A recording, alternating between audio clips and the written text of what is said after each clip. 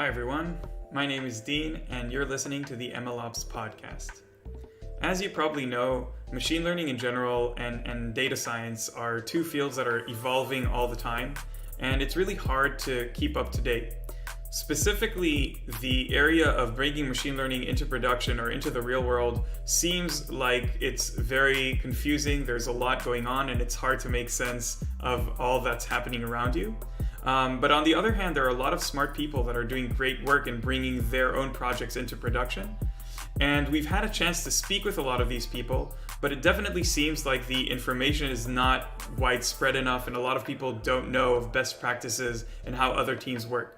So that's why we decided to start this podcast, where we'll be speaking with people who are working in various types of machine learning teams and hearing about how they are bringing their projects into production. I hope you find this interesting, and let's get started.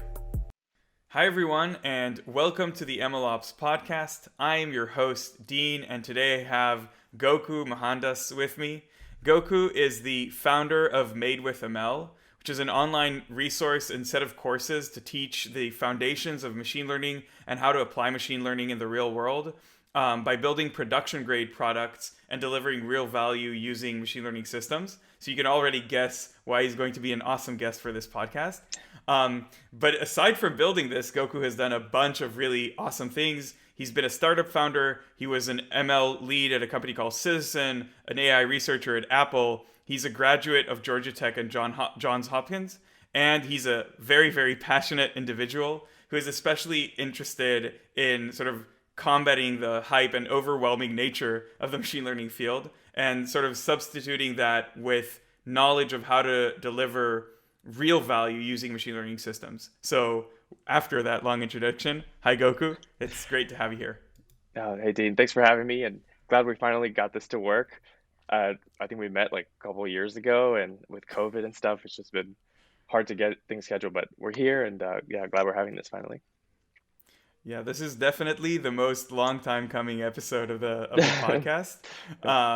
And like one of the funny things is like I think from the time that we met and until now, the sort of Made with ML and you in general have made even more waves. And I've sort of met with people who are like, oh my God, I can't believe you're interviewing Goku. I have so many questions. And so now they get a chance to hear the answers to those questions, and I'm really excited. But That's yeah, true, I actually. feel like Yeah, also, yeah. yeah, Maybe, go ahead. Sorry. maybe I wouldn't have known the answers back then too. But yeah, a lot of changes and for the world itself, but certainly in our field as well. But yeah, I'm excited to talk about a lot of things today. Awesome. So I think in general, the place that Made with ML has in my mind is there's a lot of things going on with machine learning in general and machine learning in production specifically. And I think that as a beginner, or even not as a beginner, but someone who has a lot of experience with machine learning but hasn't really applied it to real world use cases, there are sort of a lot of challenges that are faced by people getting into this. And Yeah. there is a disconnect that a lot of people talk about, but I think you don't really understand until you actually try to do this yourself, between the sort of examples that you see, the jokes are, you know, the MNIST, the Titanic examples, and how Hmm. you experience the first machine learning job or data science job that you take. And I think that Made with ML is trying to bridge this gap in many ways. And so if you can explain what is Made with ML and why you decided to create it, that would be a great place to start. Sure. Yeah. A great example with the MNIST, by the way. I feel when it comes to applying ML in production, I'm trying to create that MNIST and then trying to kind of branch off of that. But even creating that initial seed is very difficult because it's not just about learning about an algorithm in isolation, right? It's you have so many different assets, and all those assets are in flux.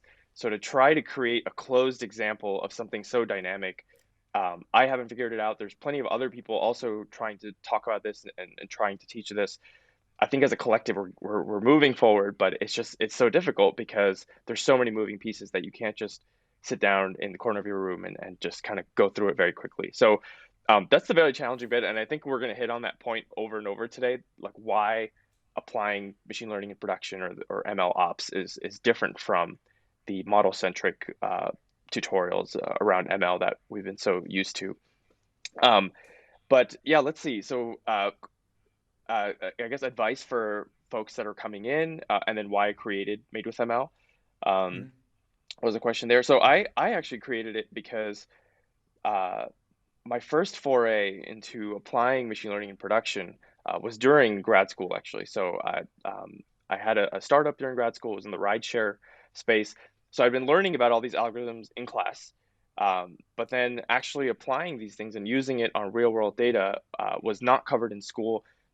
It's still not covered in school, actually. I have a little brother who's doing the exact same grad school program that I did, and it's the exact same resources. So I think it's a great foundation, but the fact that we haven't adapted to what does this look like when people get to work and work in the real world is something that I think will change hopefully over the next couple of years. But that was my foray, and I had built a system, obviously a very, in hindsight now, very immature machine learning system at that point, but it worked.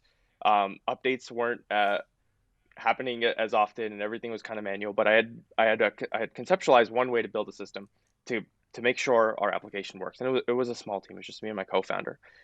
Then I joined a kind of a different situation at Apple, where I was doing mostly NLP there, and I'd been part of a larger team, so I kind of had ownership of my vertical piece, and we had to integrate with Mhm. everyone else.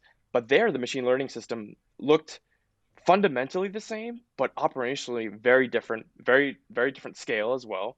And in terms of tooling, it's night and day as well. Then Mhm. kind of went back to foundations. So at Citizen, I built the ML system from scratch. And that was a very different experience because it wasn't just going to be for two people now, and it wasn't just going to be for a niche audience. It was for a highly regulated space.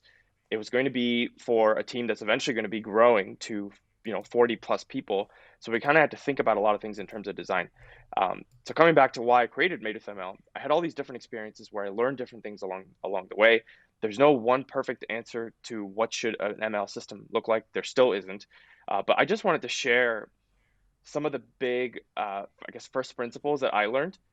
And this was almost 2 years ago now from when I started, and I did it to attract other people who are also thinking about this, who are Mhm. thinking about this a lot longer than I have in different domains, but also attract people who are trying to learn this as well. So try to have this space where we can come together, talk about different things, and learn about these different things. And I mean, it's still a growing journey for me. Almost I think we met through this.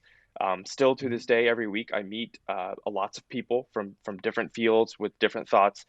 So my vision for what an ideal ML system is constantly changing, and I've realized now it's purely contextual, which is why I think we have such a large landscape for tooling and platforms and stuff like that, which we can talk about. But yeah, that's the main reason.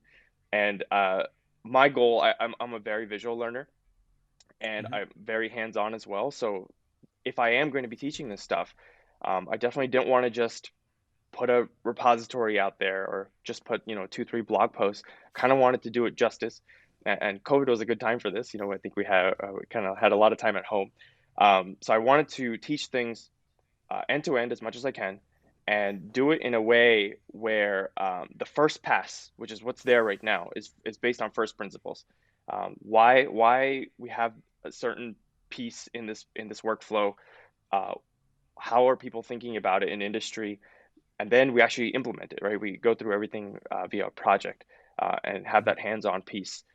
Version 2, version 3 that I want to be able to do over the next couple months and years. I want to add more sophistication in terms of maturity for how we do these things. But this first version will always be there because you have to have this foundation, and it's this non-overwhelming layer that everybody should have as their entry point, because you don't need to Mhm. know how to do things in a large Kubernetes cluster on your second lesson, right?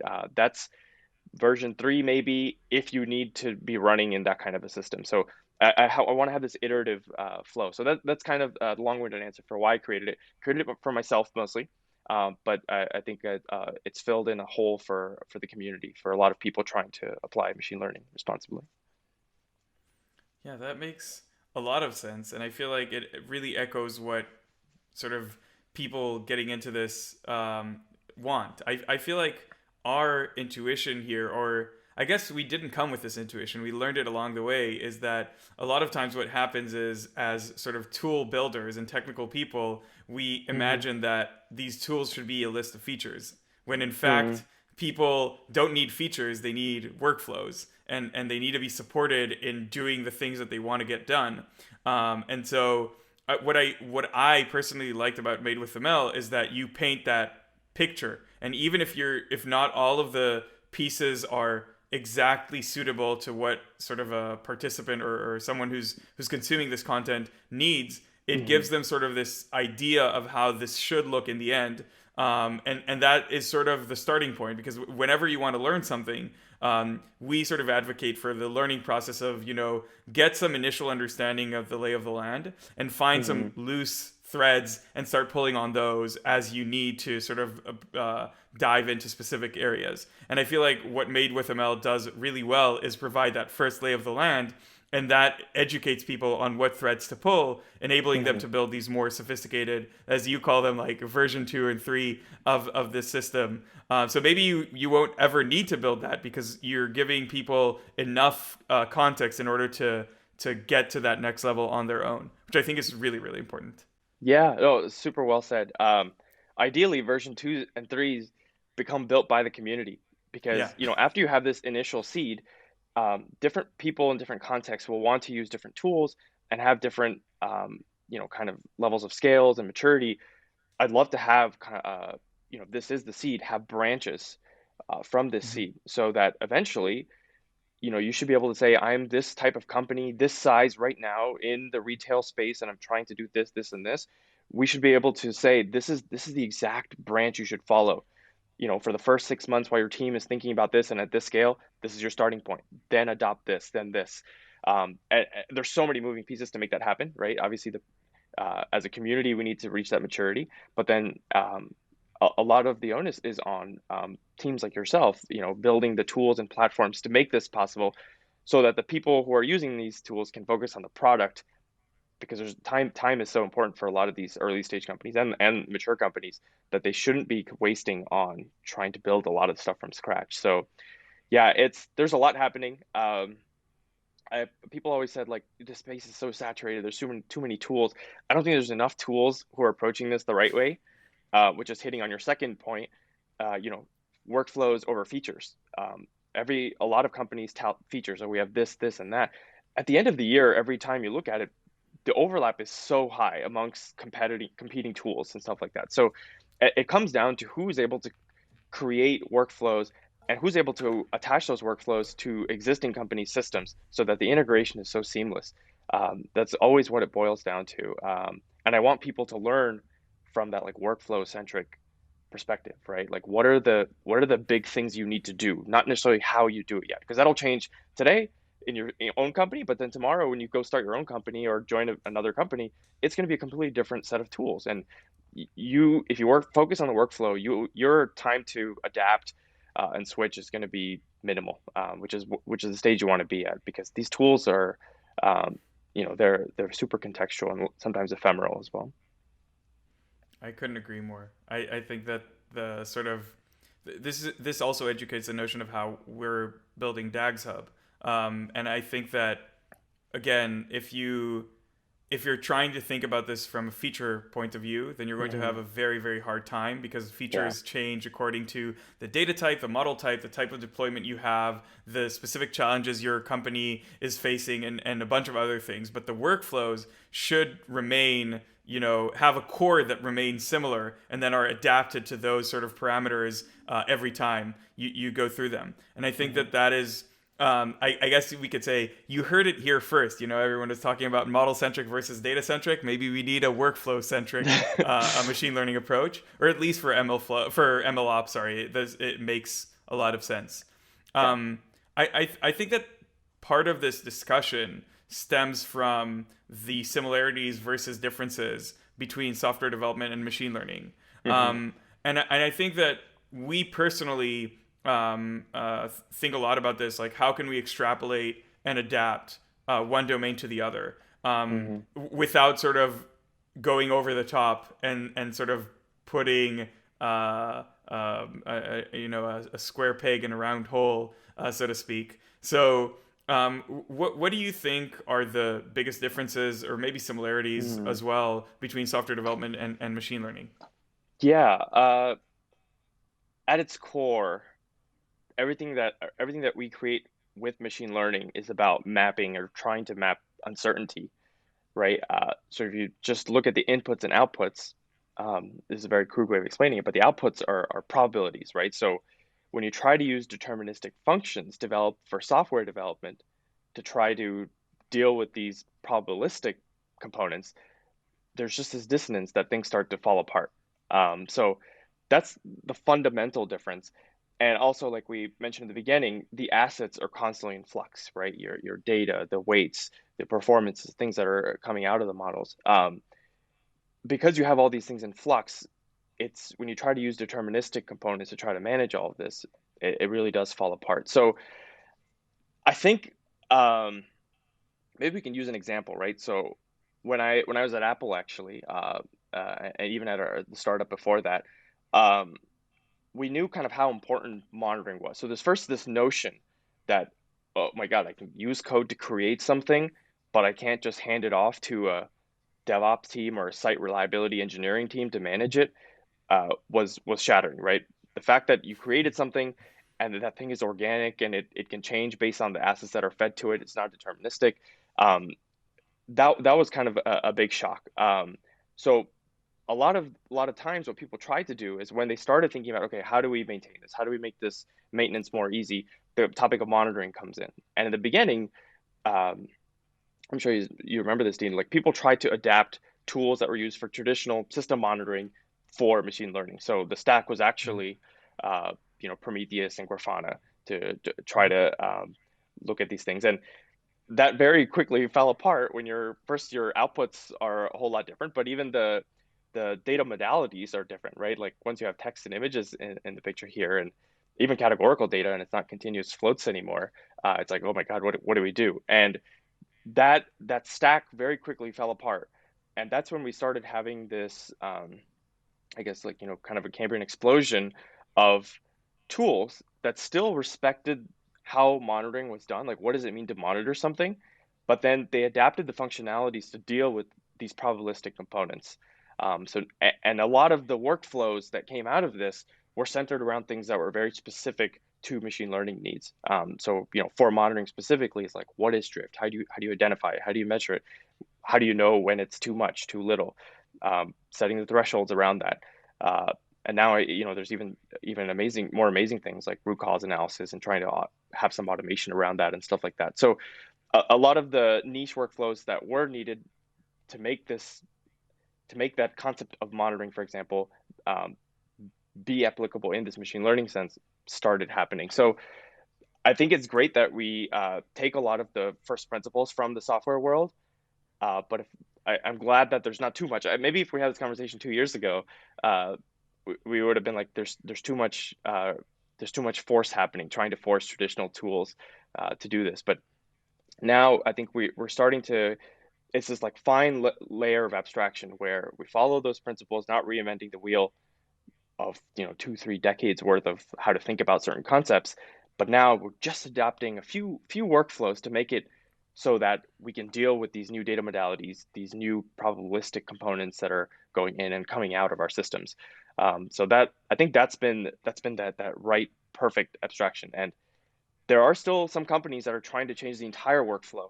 And I think they're met with so much resistance because you're introducing a completely new paradigm and how to think about this stuff. And most mature companies are not going to flip something off overnight to try to experiment, right? It has to fit with how they've done things. They believe that the mature people that are maintaining those things believe that.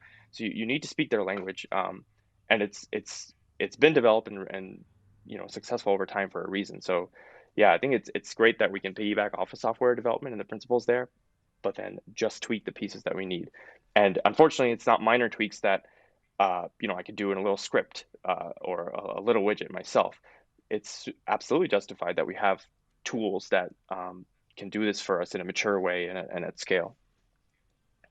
Yeah, at a sort of meta level, you could argue that this exact question that I sort of just posed is the difference between software development and machine learning. Like someone stopped and asked this question about every component Hmm. within the workflow, and then the answer is in some cases the answer is there's no difference, and then you just sort of take this tool and just use it, right? Yeah. But in many cases, the answer is that there is enough of a difference that it no longer makes sense for you to say something like, well, one of the data scientists will just build a dashboard that will encompass sort of the differences and we'll be okay with that. But you actually need to do a lot of engineering work in order to support the difference and have that sort of speak with the flow that exists. But I think that the last point that you made is also maybe the most critical one, which is to say, in most companies, data scientists are not working in a vacuum. And if you are working in a vacuum, you're probably the outlier and not the rule. And so the idea that the tooling that we use needs to be able to, at least at a core level, interact with the tooling that is used by software developers, I think is also very important, and sort of not saying, well, data scientists are a completely different animal, they can use whatever tools they want and that's going to be okay. I think a lot of the companies that we speak to that went down that path when it was still cool to go down that path of saying like, no, we're going to use completely different tooling, it's not going to be able to interact with anything else going on within the organization, are now sort of paying, like, this is more than technical debt. I don't know even what to call this, but Yeah.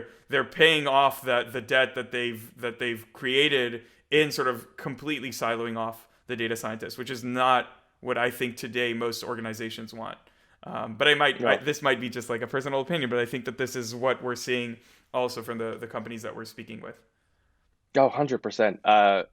I always look at something with a lot of skepticism, and I've always done this over the years. But even today, if I see a new tool that says it's ML focused version of something that we've already known for years, I look at it with a lot of skepticism. Like, how much value is this actually adding? But the amazing thing that I've seen every single time is that if that group, company, open source, private, whatever it is, continues to go down that path, over time they accumulate enough value that it makes zero sense for you to continue to do it your own, like using your own scripts or using your own, own libraries.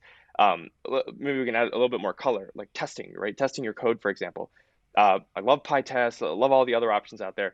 I used to use that and try to force it to apply tests to my data assets, intermediates within my model, the outputs of the model, et cetera.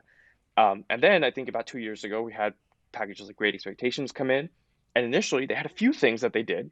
And at that point, when it first came out, I was like, I'm already doing this with my own code. I don't really need this. And then just like, I think it was like 6 months, 8 months later, a lot more functionality. The community started adding pieces for other data modalities that I wasn't dealing with, but maybe I will one day. And eventually it became so well crafted and well covered in terms of what's possible that it was doing things that I hadn't been thinking of or that I was planning on doing a few months later when I had some time.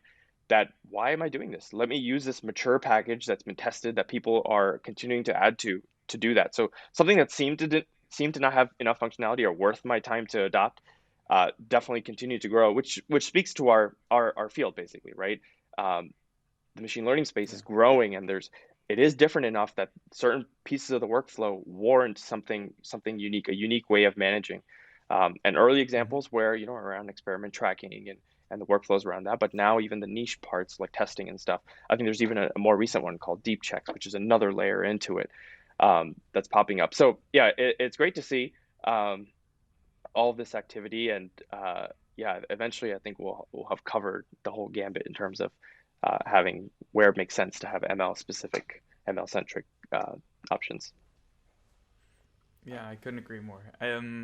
So I guess for the beginners listening, maybe people that are either experienced in machine learning but not in sort of production oriented stuff, students, Hmm. people that are sort of building themselves out in this field.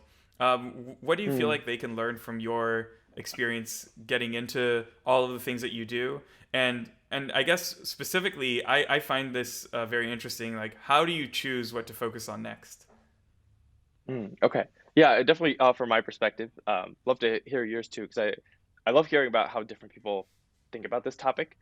And there's many different ways that this can work out. And while you can still retain a sense of calm as you go through this journey right now. But I think first I'll just point out by saying that people who've been in this space for more than 5 years, it was very different when they started out. So, 2015 for me, TensorFlow, I think 0.1 came out. Uh, Documentation wasn't the greatest, so I just took some code in there and I tried to explain, like, I think it was a few layered MLP there, and I just put it on a blog, and I was able to get a lot of traction from that. And it was the main difference compared to now is that there weren't many resources then, so that it was easier to figure out like what to go to, what to read. Whereas now there's a lot more resources and it's so much harder to figure out what to read, what to do. And if you do want to stand out for many different reasons, it's harder because there's so many people doing this. Um, so I have like two big recommendations. The first one is figure out kind of like what your goal is. If you care about a specific industry, if you care about something very specific in this field, try to get to that very quickly, because there's so many people in the space right now, and there's so much content. The quicker you can figure out what you care about and what you want to spend your time in, and the more specific you can make that, the less overwhelming it'll feel, right? The amount of resources, the amount of things you have to do will drastically, go down. And you'll have time to actually do the things, because there's only when you boil it down like that, there's only a few things that'll actually be relevant to you, immediately speaking. So for me, we're having a similar conversation in the beginning, but the concept of a filter, right? Knowing once you figure out what you care about, knowing what is something you need to do immediately, what is something for maybe this weekend when you have some set time to read and explore. So immediate could be thought of as an exploit. You need to do this right now because it's immediately relevant to what you're trying to do. Explore maybe once a week, set some time apart to do some things that are beyond your immediate scope, because that's important. And those are the things that maybe other people around you may not be doing, right? So that's why that's important. And then have a separate category where, sure, maybe down the line one day you may want to come down to it. And there's different ways to organize this stuff, but you want to create these buckets, and it's going to be super specific for you, uh, which is why I kind of get into a rant here, but I hate those like giant lists of resources that I think it's gone down now, but last 3 years, prior, there was so much of that. It's so overwhelming. Like, you look at this giant list of resources that nobody has actually gone through, maybe, one or two, three things, super overwhelming. So the more specific you can get, the smaller that list will be, and it'll be catered to you, which is the most important thing. Now, to know what is super important to me, what I care about, or to know what is immediately relevant, like, how do I figure that out? I think that's the big thing that a lot of Mhm. new grads and young people struggle with, and that's perfectly normal. Like, even today, we'll hopefully talk about this later today, but I'm still figuring out like exactly what I want to do in my space that I'm interested in. So it's a continuing journey, but the way you get there is not by reading more things and just by continuing to explore blindly. You want to start doing things hands-on. So I'm talking about projects here. I think some people can learn by themselves and continue to just keep learning. That's great. I can't. I think most people cannot. I think just learning for the sake of just learning is fun initially, and then it becomes tiring because what's the purpose here? To what end? So attach a project, attach an application to it, and then have that drive you. And it could be small. It doesn't have to be like a earth-shattering thing that will be the cornerstone of your resume or something. Start small. You don't even have to share it with anyone. Just do it yourself. And over time, your projects will build in terms of complexity, in terms of size. And as that happens, you start to become more complex. You start to become more focused. And it's just a way down. And another thing that I do is every time I do a new project, I don't try to introduce too many things at once. I want 80% of the project's efforts to be things that I know already. I want to sharpen those skills to get faster at them, better at those. Around 20, 30% is going to be new stuff that I need to spend a little bit of time learning. Mm. Because if it's too much time learning, I won't start. I'll be like, this is a huge thing. I'll start I'll start tomorrow or something. So to do these projects, if a lot of you are working or have school, it's already a lot to ask for. So make that starting entry point even easier. But yeah, it's got to be projects, and use that project to organize your life in terms of immediate need, later, and then eventually much later. So many wise words. I feel like I resonate like a bunch of the things that you said. My interpretation of those would be something like you need to figure out how you learn best, and one of the ways Mm, to do that is to try to learn in different ways and see what you take a liking to if you don't already know this. yeah. You need to combine sort of a follow your curiosity approach to some part of the time that you spend learning, Hmm. and other, but also know how to learn things that you need to learn even if you are not as interested in them. So have a good combo of that, because life is not always just following your curiosity. You sometimes need to learn stuff. And the fourth part is like combining the, let's say, academic version of learning, just maybe reading a book or listening to a lecture, with actually doing stuff. I think one of the things that I realized along the way is if you postpone doing stuff for too long, you start being afraid of it. So Yeah. my spare time, I do martial arts, Oh, nice.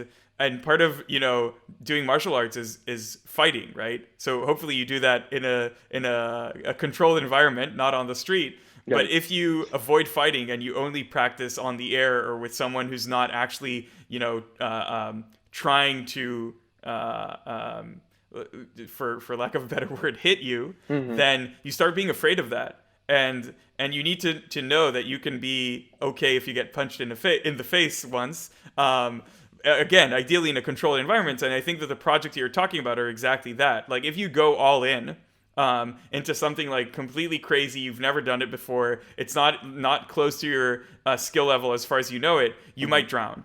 And that Absolutely. will, I mean, you're not physically going to drown. You're just going to be left with a bad taste in your mouth and are less likely to try it the next time. Whereas if you go with something which is a bit beyond where you're at right now, you're going to be able to advance each time to a new level of expertise, which will actually let you be better at what you do. Hmm. And this accumulates over time. And so, one concrete example, if you are a student, and this is not exactly a machine learning example, but I'll Hmm. give it anyway. So, when I was studying, we would get projects that, like coding projects that we need to implement, whether it was like in like image processing and things like that, but also like classic computer science stuff. Hmm. Um, and in the beginning, they didn't ask us to use version control. But I knew that like using version control is important for life afterwards, and it's what you know every industry group is using or Hmm. should be using. And so I just started using Git in my projects, right? And that didn't cost me too much because I started by using. I was like working alone, so you don't Hmm. usually have very complex Git operations, but you start feeling comfortable with those basic Git operations, and at some point you might want to dive deeper into that, and you might not. And then the last thing, which I think is sort of a thread going through your points, is you want to get to a point where after a few years in the business, you probably want to be the way we call it is a T-shaped individual. Hmm. For those of you that don't know the term, it basically means you're okay at a lot of things and really amazing at one or two things, right?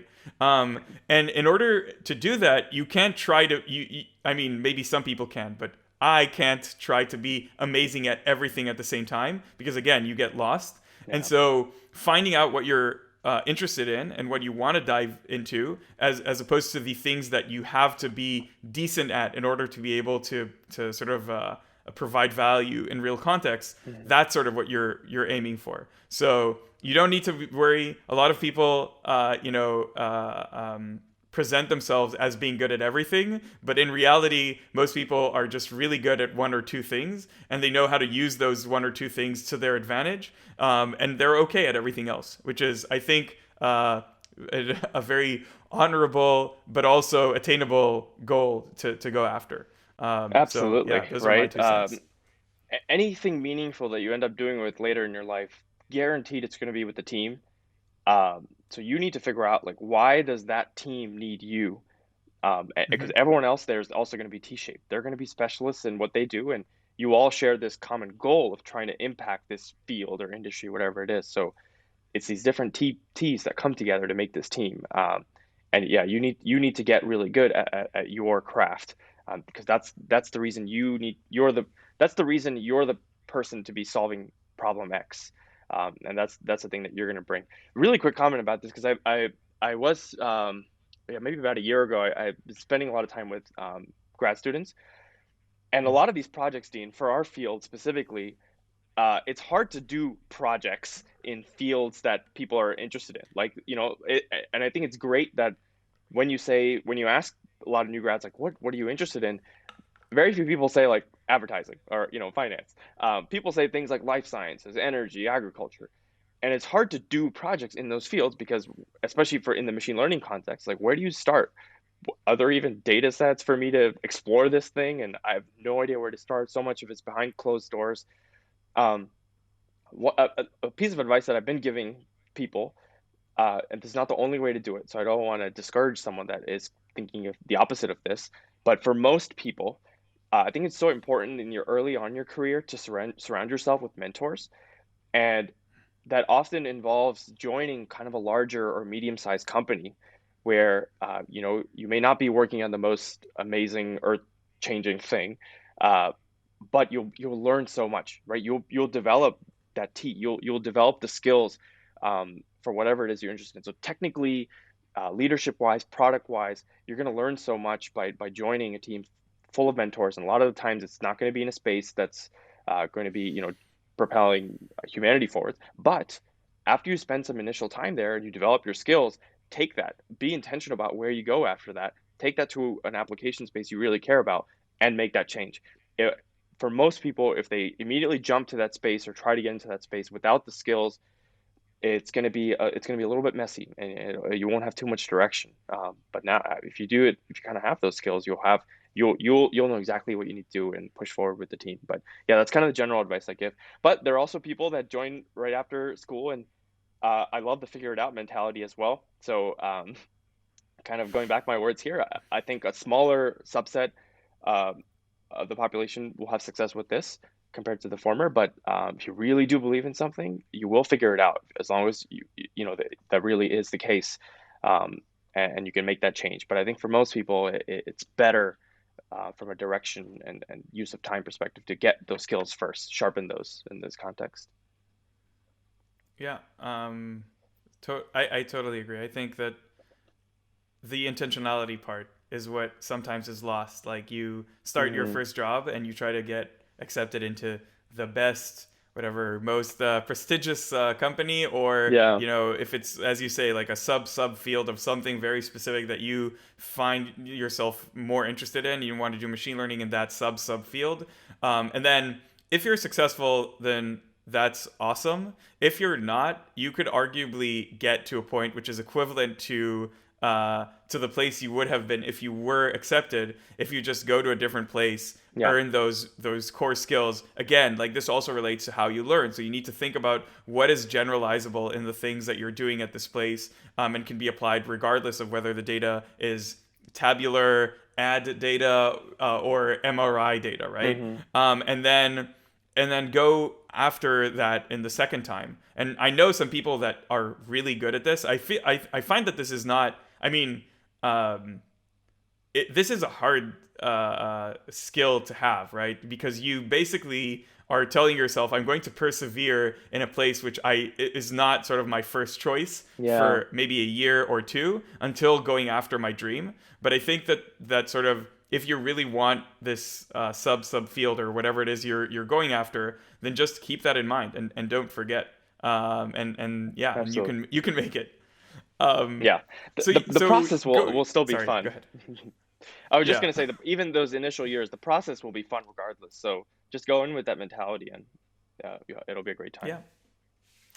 Enjoy the way, not just the destination. Yeah. Um, so maybe taking this question to the next level. I Hmm. feel like even when I go to people that are experienced, right? So they've done work, maybe they've got models to production. One of the challenges, which we've spoken about briefly before, is the fact that there are so many tools.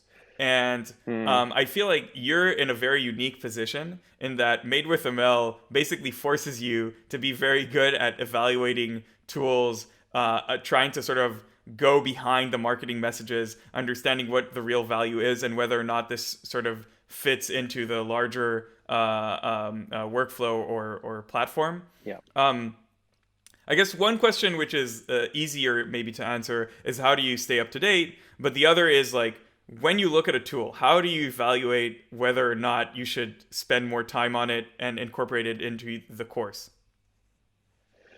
Yeah, I can definitely answer this in terms of the course and in terms of how, so the last year and a half, I've been spending time with over like 20 plus Fortune 500 teams, but also a lot of startups in niche areas. So I can also share some, maybe some patterns in terms of how a lot of these teams are evaluating tools as well compared to me, because there's a difference there. But let's see, first, I guess the filter comes back.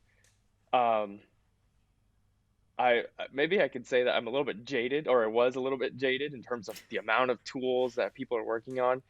And then it sort of took on a different perspective that it's amazing that there's so many people working on this. I hope everyone figures out the exact niche offering that they're going to be providing, um, because there needs to be enough optionality for people who are trying to build products in different contexts out there. So uh, I think I am like welcoming more and more people to come into this, even though it can be overwhelming for people trying to build out their systems. Um, but hopefully, resources like Made with ML and a lot of other things that people are working on can kind of make that more manageable.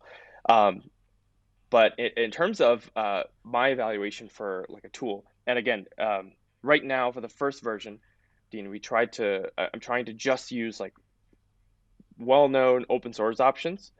And if I going to the build versus buy paradigm here, I wanted to show how to build things using tools that may Mm. not be the best and may not be the best for your context, but just use those to illustrate the first principles.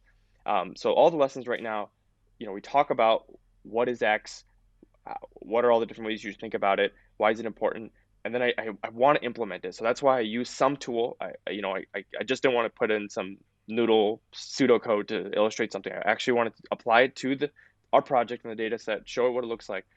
But every lesson, I make the caveat that if you are working on this, do not do this, because if you're working on something that's for a product, you should not be spending time doing it in this build way. You should be buying the parts that make sense, um, and trying to spend most of your time on the pieces that make you unique and will provide your company the advantage. Uh, so in terms of evaluation for me going forward, like V2, V3, I think most people that are working in this space will have a space, right? Let's say your company, let's take, we can add an example again. Let's say like for experiment management, right? Something that vendor X manages all in the cloud. You don't have to worry about where the data is going, managing all that, versioning all of that. That speaks volumes to, I think, a majority. But that's very favorable for a lot of people. Let's say there's a different option where they don't actually offer anything, but you connect it to your data warehouse or object store, or whatever. You do all the connections, you manage everything. That could also be very relevant to some people that want to manage everything for regulatory reasons, whatever it is. So I want to figure out again, these these different workflows that are possible um, across these different options for different contexts. So going forward, I think very few will be kind of poor products or useless products, but the issue will be identifying like what context does this make sense, and then making that transparent, Mm. and then allowing the customer to go down that branch, or the folks that are coming in to learn to go down that branch. So that's kind of the vision, and you've been helping me with that, kind of put that together as well. But yeah, hopefully that comes out at least somewhat in the way that I've been thinking about it. But in terms of companies now who don't have to worry about everybody's domain space and trying to cater to everybody, they have exactly their needs, right? And a lot of times they know that immediately, or they'll figure it out as they go along.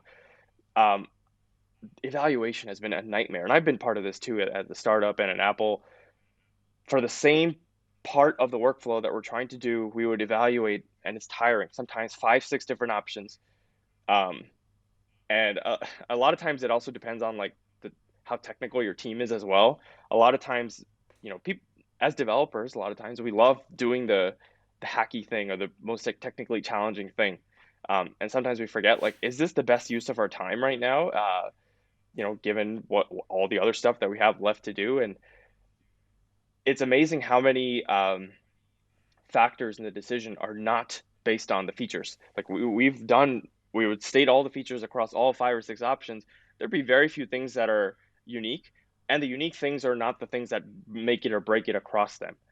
So a lot of it has to do with, and a lot of times, we have these mature systems already in place. How quickly can we get this into our system?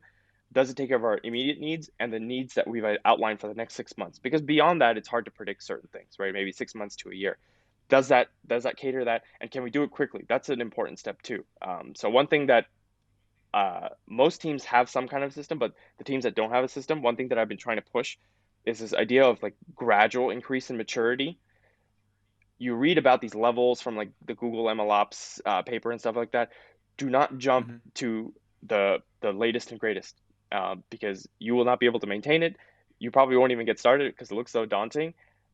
It's this idea of gradual maturity. So to be able to choose the stack that you'll be able to implement in the shortest time and get the most value out of, and then to continue to kind of revisit that topic over the next several cycles, as you kind of need it. But yeah, evaluation looks very different there. It's um, the decision making points are very contextual. It has to do with your system, what you need that is very specific to you. And yeah, it rarely comes down to the fact that, oh, this vendor has this really cool feature that vendor B will probably have in another 3 months anyway. So and people in the industry know that leadership is aware of that. They've seen that over the last three decades in a different line of products. But that is rarely the differentiating factor. It's how you're able to assimilate to the workflow that's already present. I couldn't agree more. I think that again, it gets back to the point about thinking about workflows, not features, and also I feel like the second part, which um, I mean, I guess vendors are definitely experiencing this because we get to speak with all of the different companies and ask them these questions. But Yeah, knowing which questions to ask yourself is yeah. going to be a huge help in choosing these tools. And I feel like you really see the difference between organizations where they've tried something, even it was as you say, like the basic level. When you do the level zero maturity platform, you will have like infinitely more sophisticated questions to ask Oh yeah, that will get you to level one or level two. And so I think there is a certain value attached to just making a decision and looking for a good enough solution as opposed to the ultimate solution when you do your first round. exactly. So yeah, totally agree. Yeah, I think that level of thinking is not possible if you don't learn it from like the first principles, where you won't Hmm. know the questions to ask. And the moment you hit an obstacle, you're out of luck there, because you hadn't thought about how, if this fails, how else? What are all the other options I have? How are all the other options? What are all the other methods I can do to get through this? You'll just put your hands up and say, "Hey, our vendor doesn't have that feature. We're out of luck." But if you think about it Hmm. from the first principles, you will figure it out, and over time, your stack will mature to actually like solve all those obstacles along the way. Couldn't agree more. So given that, what is the number one mistake that people make when they're trying to get their models into production or choose these tools or yeah. Okay. Let's see. I do have the answer in my head, but I have an example as well. Let's do it without like naming names. But a very large company. First of all, maybe I'll start with this premise. So before a lot of the outreach was made with ML, with a lot of these private and some public companies as well. My In my head, I always thought there are these hubs around the world, uh, where tech is just exploding and people have very mature practices there, I'm sure, and the rest of the world is learning from them.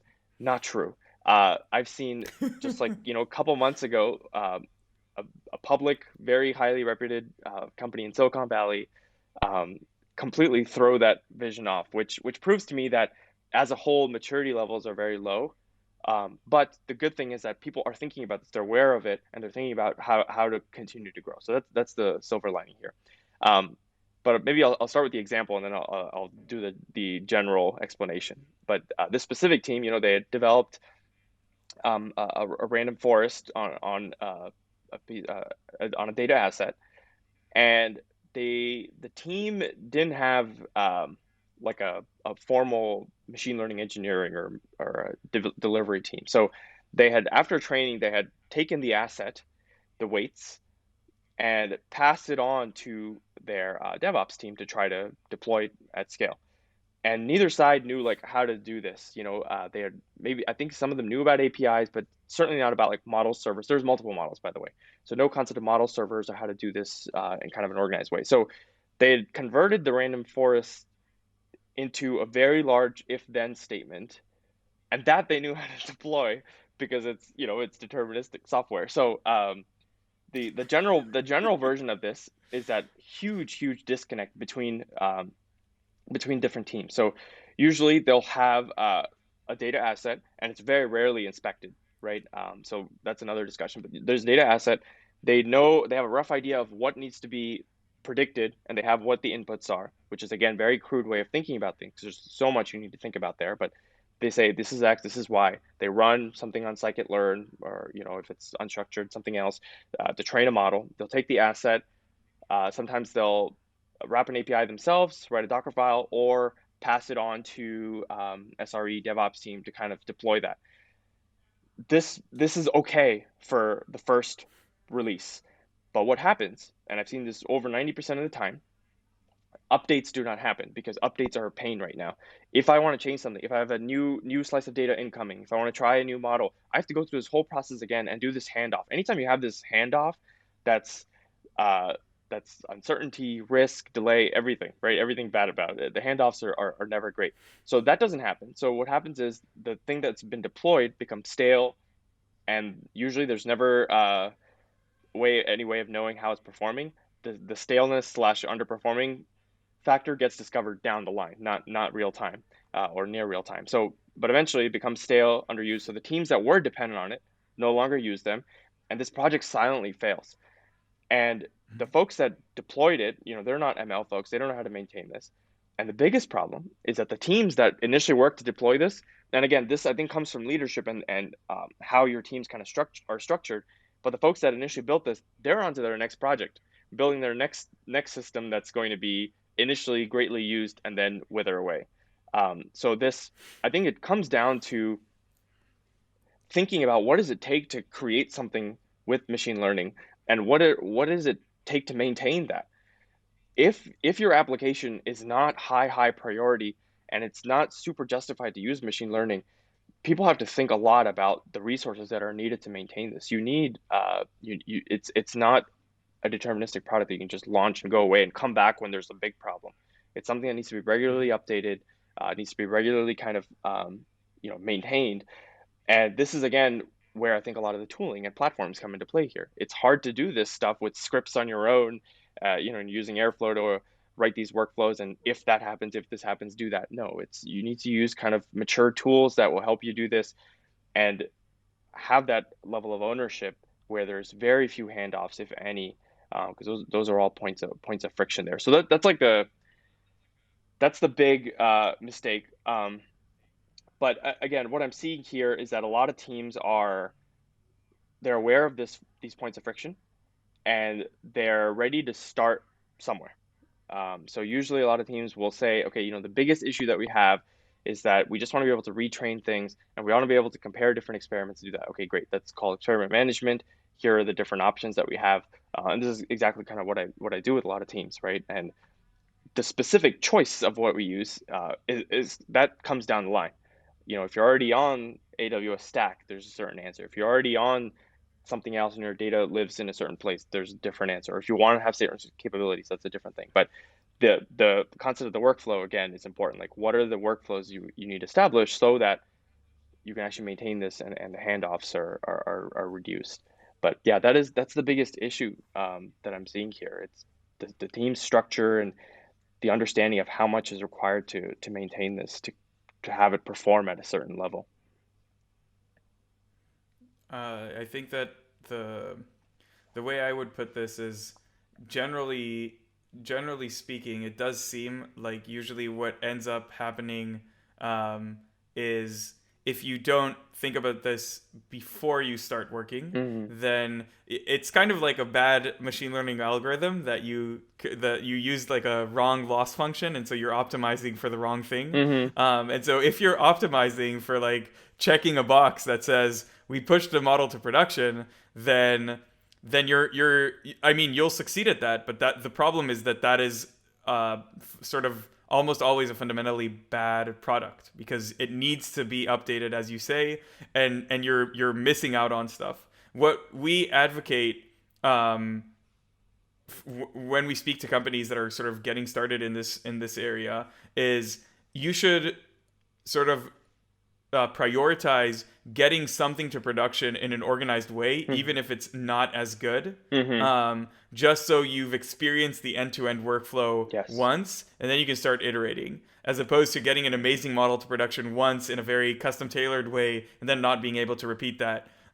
It might seem like a bad trade-off, and maybe if you have enough resources, you'll do both of these things in parallel, and maybe Yeah. that's the optimal case. Yep. But if you have to trade off one over the other, I would probably put it if-else a model into production in an organized way, and then try to improve the process. I mean, if-else with the caveat that it needs to undergo the same steps. Hmm. So if it's just like changing a line of code versus actually deploying a model, then that's a problem. But if you have a black box, which is a model, and in the first iteration that black box is an if-else statement, then that might be better than the alternative. And then you can sort of first you create a baseline, which Hmm. means you can measure what you actually care about, which is business impact. Yeah. As you say, like it's not accuracy in the real world. It, Hmm. it almost never is. And so you can measure business impact. You can compare that sophisticated transformer model to that if else statement and decide what makes more sense. Especially when you consider that the resources required for each one are fundamentally different. Yeah. But that totally makes sense. One of the things that I was thinking about when you were saying this is I wonder how you can like reduce friction and handoffs in the case where you're like deploying on edge devices. So this also Mm. sort of speaks to what you're saying about like having this tree of like what is your use case, what is your workflow, and how Yeah. do you solve for those. But yeah, like I'm imagining if you're not Tesla and you can do over the air updates for all of the end nodes, Yeah. then that is like there's a lot of challenges in doing that.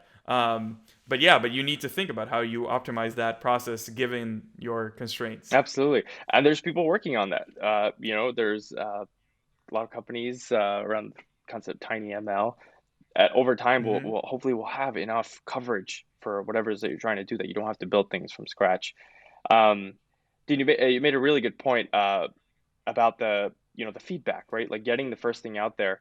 I have a I haven't launched this, but it's like a draft version in the MLOps section made with ML. There's a product lesson, and in that I listed some strategies that companies have been using with some of the basic models. People always say like, if it's so basic, no one can use it. Great, no one has to use it. A lot of teams that I've seen, they would build this end-to-end thing, but it's not opened up to service. So it's something that could be for internal use. And so many times people who do this, they have something very basic, even a deterministic thing in there, um, and they have this end-to-end feedback. They discover so much about the process. Even like my the healthcare startup, we discovered that all the labels we've been getting is they're not appropriate. We have to come up with a whole different paradigm that makes sense for us. It's just not appropriate. And if we discovered this after we launched to public service and things are coming in, it would be such a big mess trying to change everything. So the more like iterative you do this, the more control you have to change everything. Try to perfect as much as you can, add the right guardrails. Then you can go big. And like you said, if you do things right, hopefully your team will grow and you can spend all the time on the nuances of like, iterating the model, making workflows faster, all of that stuff. But all that, I think people have very grand expectations for what that first version should look like, just blow it out of the water, but it really doesn't have to do that. And so many teams don't even open it up to service in the beginning. You just need to get that cycle going first. That is so true. Yeah. So let's go over a bit. Maybe we can call them higher level questions Hmm. that I think maybe people will be curious to hear your thoughts on. One is like, what do you think are the most interesting topics in machine learning now or in machine learning in production, and why? Okay. I think we hit on some of these over time, but I actually gave a talk. Chip Huiyan has a great class, by the way, on system design for machine learning and ML ops. I gave a lab session on evaluation, and evaluation can feel so one-dimensional, but there's so much happening in that space, so much exciting stuff. Um, that I think it's worth mentioning. Um, and it's definitely something that I would say if we had this conversation a year ago, I would say it's not getting enough attention. But now it Hmm. certainly is. But the concept of like fine-grained evaluation, being able to really understand what are the areas in my system that are underperformant. And the issue with this is, there's concept of slicing your data, figure things out. The biggest issue is that a lot of times these aren't based on explicit features. So a lot of times people will slice based on like categories or even the class if it's categorical situation, like the different classes the targets are in.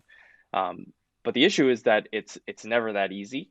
And if you do have some kind of a monitoring workflow in place, 9 times out of 10, your issues will not be neatly categorized in these explicit features. It'll be implicit combinations of these features.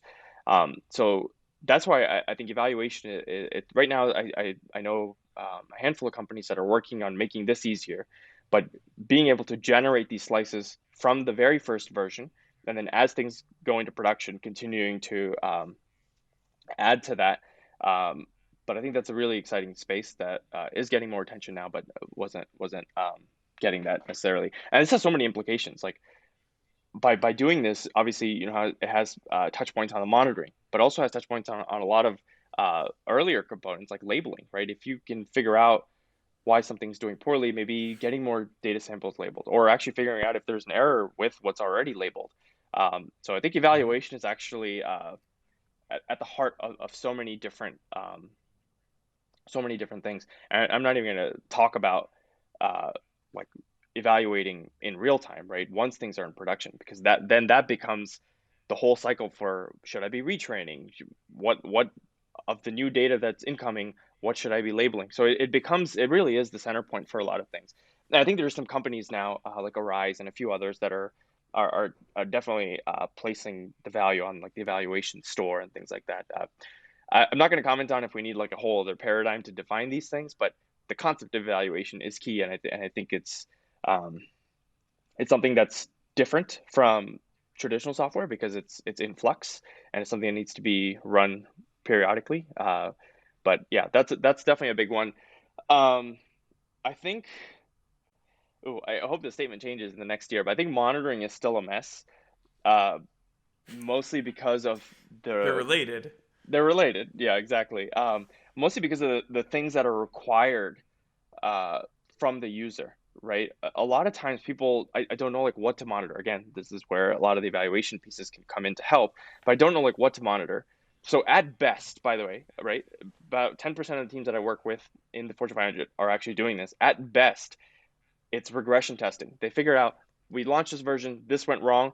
Let's add that to our regression repository for monitoring. So next time it doesn't happen, which is good. That's good. It's good that they're doing at least that. But that's the level. You're waiting for something to happen. You catch it. You add it as a regression test. Every time that has already had a lot of implications, right? It's affected the bottom line Hmm. somehow.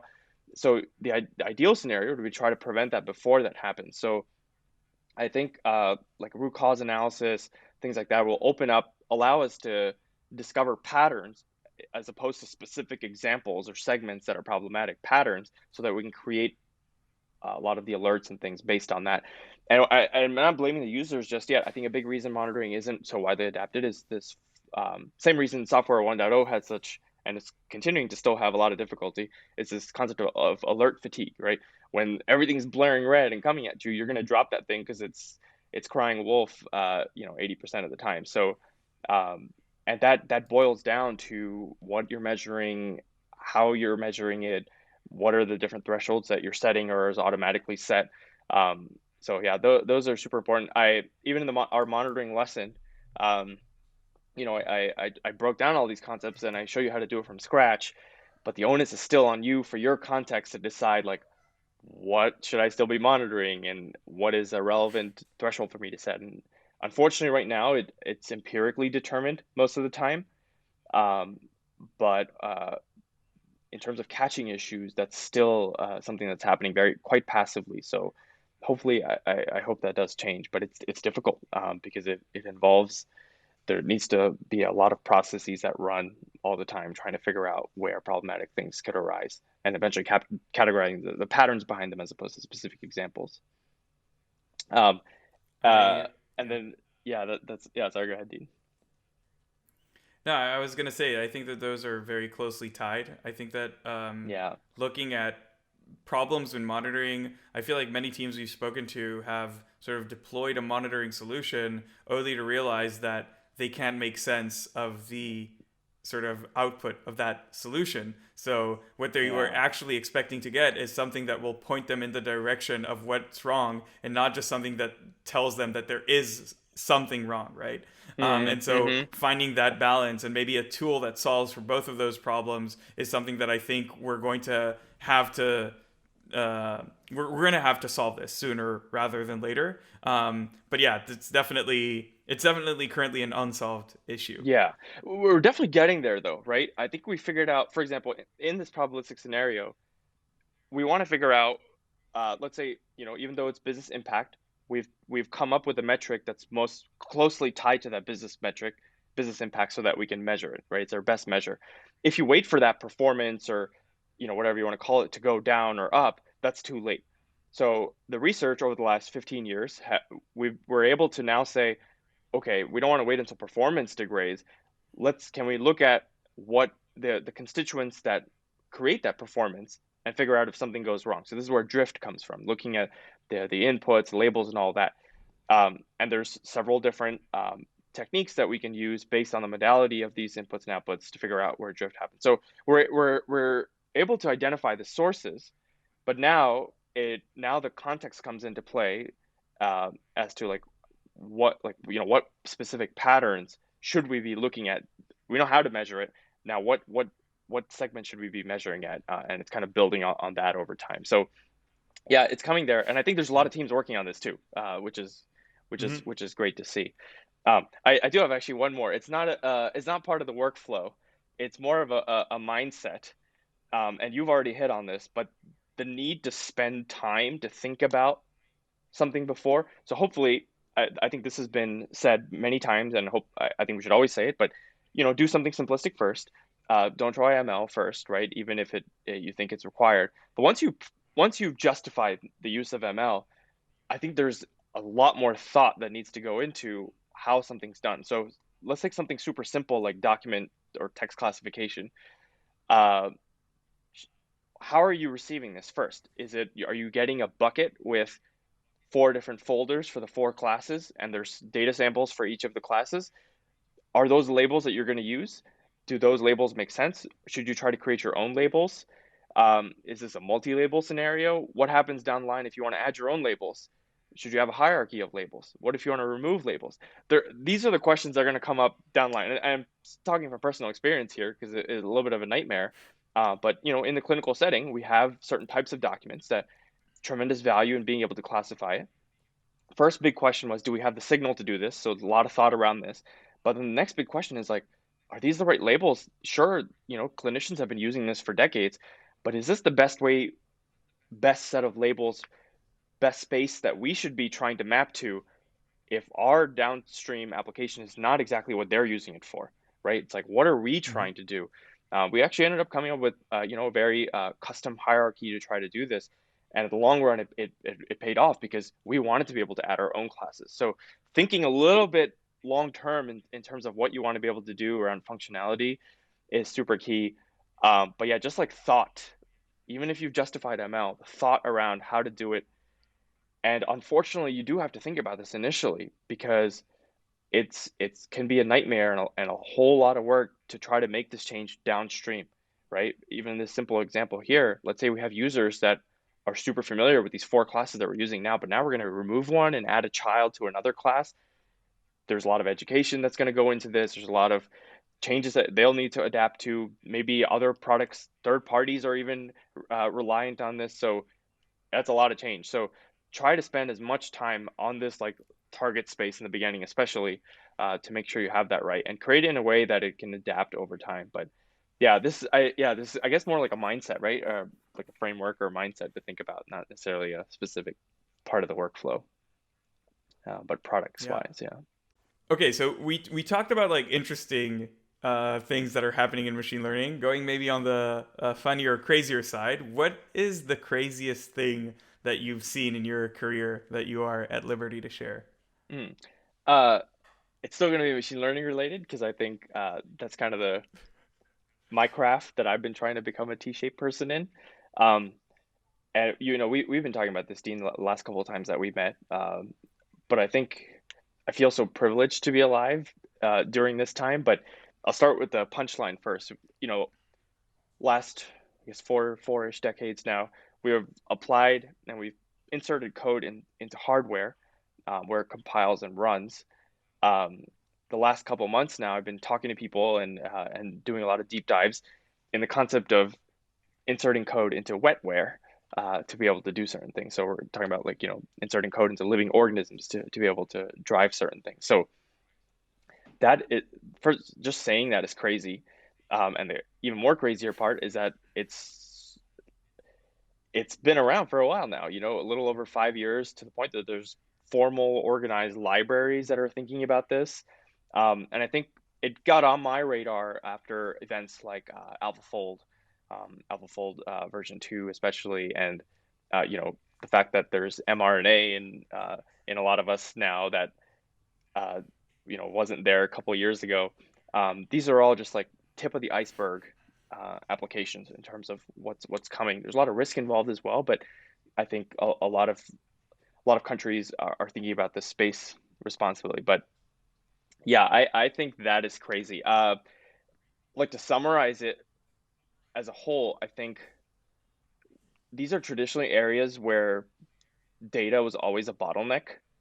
Um, Traditionally they involve a lot of manual effort. It's low throughput data, but now I think with the advent of automation and robotics, even a space like life sciences, these bottlenecks are being removed, and it's shifting towards like a high throughput um, scenario here. So I think it's amazing that I get to actually apply this craft, this tool, this way of solving a problem that I've been trying to specialize on in this space, and it's certainly warranted. You know, Mainly due to the data modality and the just the space of the space that's there to explore.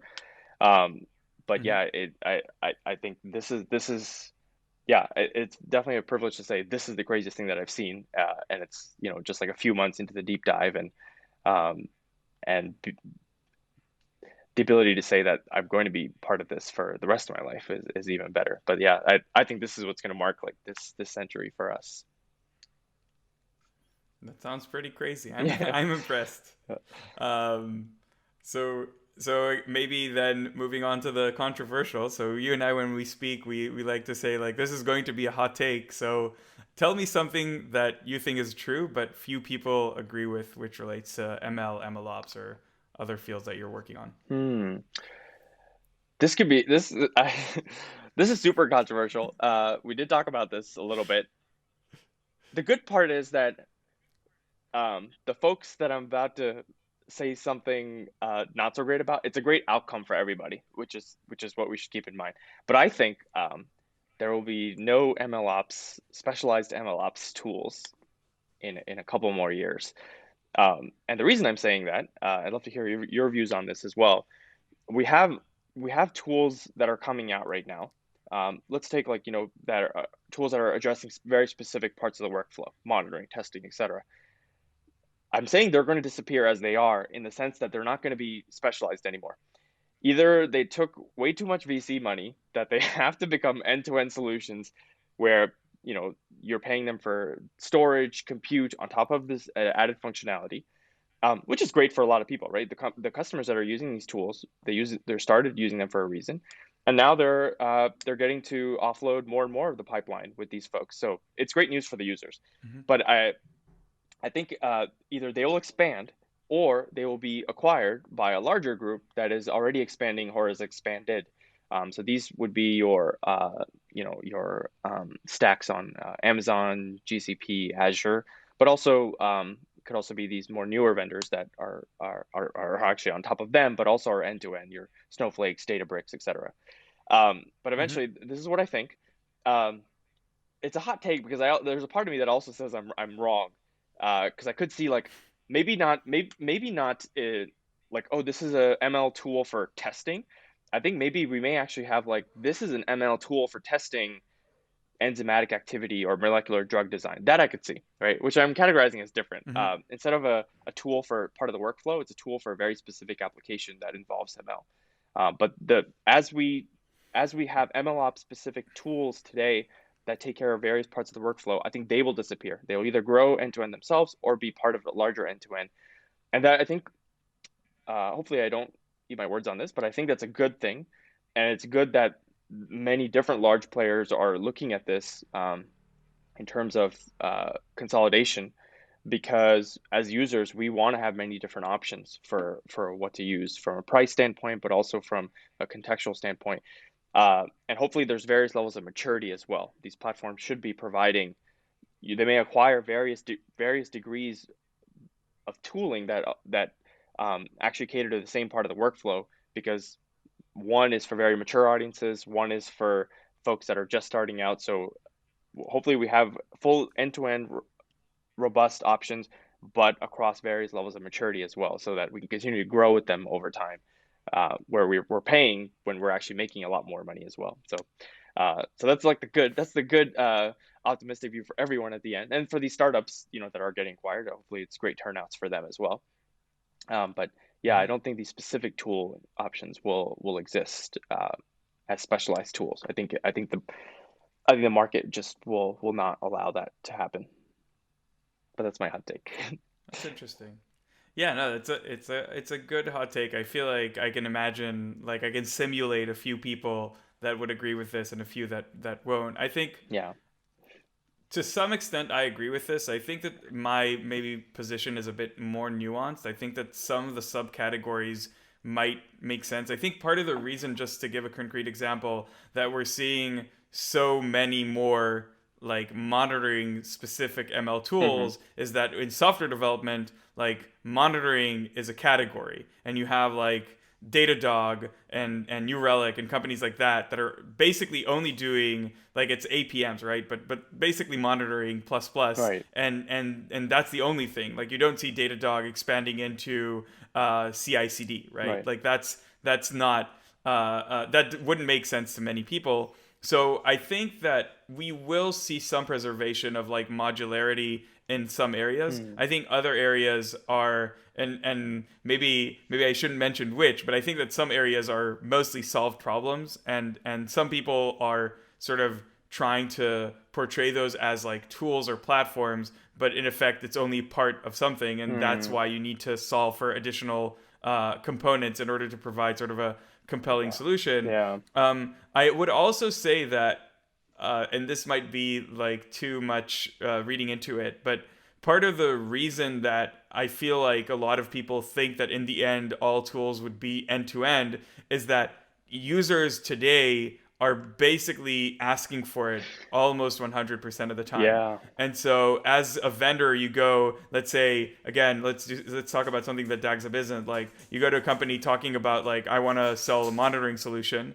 And then they ask you like, okay, but are you also doing experiment management, deployment, CI/CD, labeling, and all of those things? So maybe after you get a lot of these requests, you start to actually think, well, maybe I We should should do implement this. this. Yeah. Um, but this might be a sign of the sort of early days of the ML world. Hmm. And as companies applying ML mature, they're going to understand that there's a whole set of expertise that you need to sort of master in order to provide certain types of value. That if a company is going to focus on providing a ton of other value in other areas, they're not going to do well. So concretely, like if you want to be really good at ML monitoring, you can't also do experiment tracking because you don't like there's too much things going on in ML monitoring to just like expand over there. Yeah. And I think that's yeah, I think that's part of what we're seeing with the areas in software development that are separated out. And so yeah, that I guess like mostly agree with what you're saying, but I think that there's sort of a more nuanced future that I see. Yeah. So yeah, if that You know, makes sense. I think as you're saying your points, I definitely see why you're saying them, and I almost want to agree with them as well. Also because there's other people like yourself that I trust who also share that same point. Which we actually I have one more hot take I'd like to share that the thread off of this. But I think at the end of the day, it'll be somewhere in between. I think, right, where you'll have options to kind of make your own stack if you want to, but have these end-to-end things to that I think the Mm-hmm. majority will use because that's not their point of differentiation. And I Mm-hmm. was talking about this with I don't know if you met Seven. He's one of the co-founders of Metaflow. It'd be great for your Mm-hmm. podcast as well. But we were talking about at the end of all this, once the dust clears, will it be people being able to seamlessly choose all their their options across the stack, or it'll be something more end to end that will cater to the vast majority? Um, and I think Seven's main point was that end to end, or sorry, choosing like specialized tooling, right, to make your own stack. A lot of the more technically experienced teams will want to do that because that'll be their differentiating factor, like the ability to process something at some speed and things like that. Um, and I think it boils down to like what we're working on because he's building a platform for tooling, and I definitely see why that's his view, and I agree to a certain extent as well. But being on the application side, I always think if you're let's say you have a retail company, I have a retail company, and we're selling very same things geographically constrained, same area, our differentiating piece will come from not the specific stack that we're using, but the the data that we're collecting, how we're processing that, how we're thinking about integrating that into the product. I always think that's the biggest lever to pull. But I he we did talk about like some other more niche scenarios where the stack would actually make a compelling difference. Um, right? But yeah, I think it'll be so interesting. I think at the end of the day, being able to craft, on the data and product side and have the best stack that makes sense for you is the best world. And hopefully we do reach that like midway point where we get that, and most of the boring stuff can be offloaded on something that's partially end to end. We can all agree to that. But Yeah. yeah. Um, so I guess we can finish up, and I'll just ask like recommendations for the audience, like anything in general. It doesn't have to be data science related. Yeah. Hmm. I've always shared this with folks.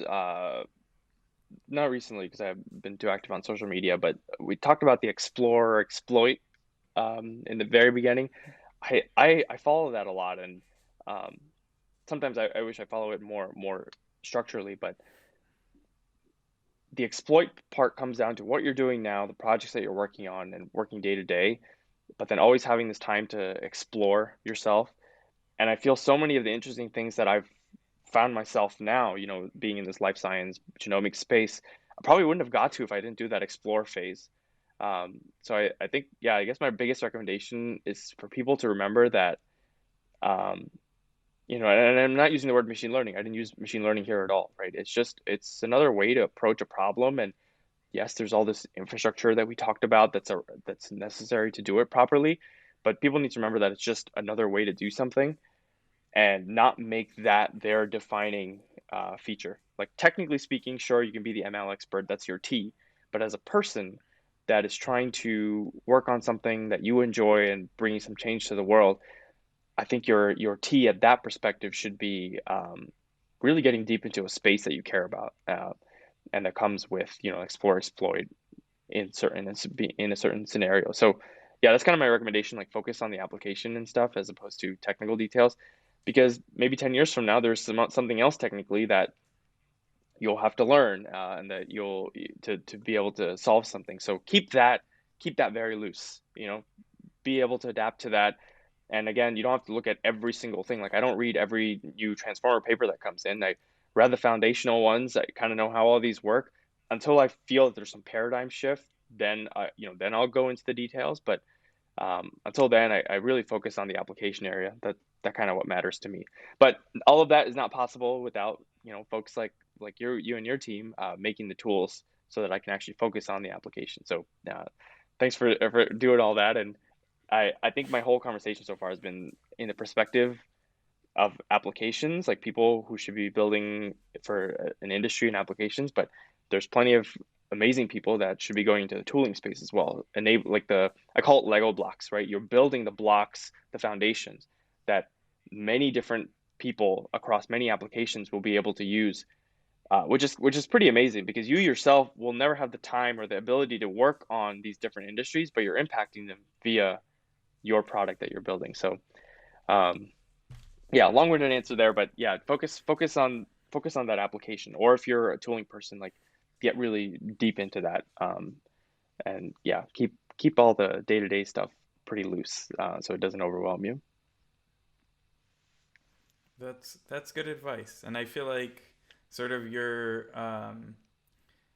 to a very large extent, this is how you're living. So it's not advice at a high level that doesn't relate to reality. Like one of the things that I was really impressed the first time we spoke is that you've, and I feel like we're somewhat similar. You're probably better at this than I am, but you're basically, it seems like every step of your life, you just sort of ask yourself, like, what is the best thing that I can do now? And then just go and try to do it. And I think that's sometimes harder than others, and for some people that's harder than for others. And as you said earlier, like we're very privileged to be able to pursue our interests and dreams and things like that. But sort of having that in mind and being intentional about the choices that you make is going to go a long way towards getting you to those goals. Yeah. And then I'll ask also, like, do you have any recommendations, like in general? We before we started recording, we were speaking about anime and like books we're reading. Sure, So sure. I also like to ask guests if they like, there's now like a meme of people on social media recommending 10 machine learning books that they've read. But what are like, I don't know, something that has influenced you and maybe isn't even related to machine learning? Oh, that's a good question. This is just on top of my mind because I've kind of been addicted to it. So we were talking about this a little bit before, but I'm not I read a lot of nonfiction. I don't read a lot of fiction. I can actually tell you maybe like the 7 fiction books I've read that I wasn't forced to read in school. Um, but recently there's this book that I've been reading called Nexus. It's intersection of um, brain to brain interfacing, nanotech, biology, ML, with all the politics that I think will be around 2030, 2040 era. It's just a great read. Highly recommend. If people like books like Three Body Problem and things like that, this is like right up their alley here. But yeah, I'm loving it, and I think anyone in the space, anyone that's listening to the podcast, you're listening and you reached this point for a reason. Check out that book because I highly recommend it. It's a trilogy too, so um, there's a lot of continuation. But yeah, I love, and this is actually part of the explore phase, right? It's tech that isn't around yet and may never be around, but it'll give you ideas eventually. Who knows, right? It's firing off a set of things that may eventually add some creativity to how you're thinking about something. So yeah, I am a big fan now of this genre. So next, I know I'm going to give it a go and read it. Um, so yeah, I think we can wrap up. Goku, it was a pleasure speaking with you as always. It was a pleasure having you on the show and having everyone hear what you have to say. And I'm looking forward to the next time we do this. So thank you. Yeah, likewise, Dean. Happy to be here. So bye everyone. See you next time. Thank you for listening to the MLOps podcast. If you enjoyed this episode, please like the video or subscribe. If you have any feedback, leave a comment below. Thanks again for listening and see you next time.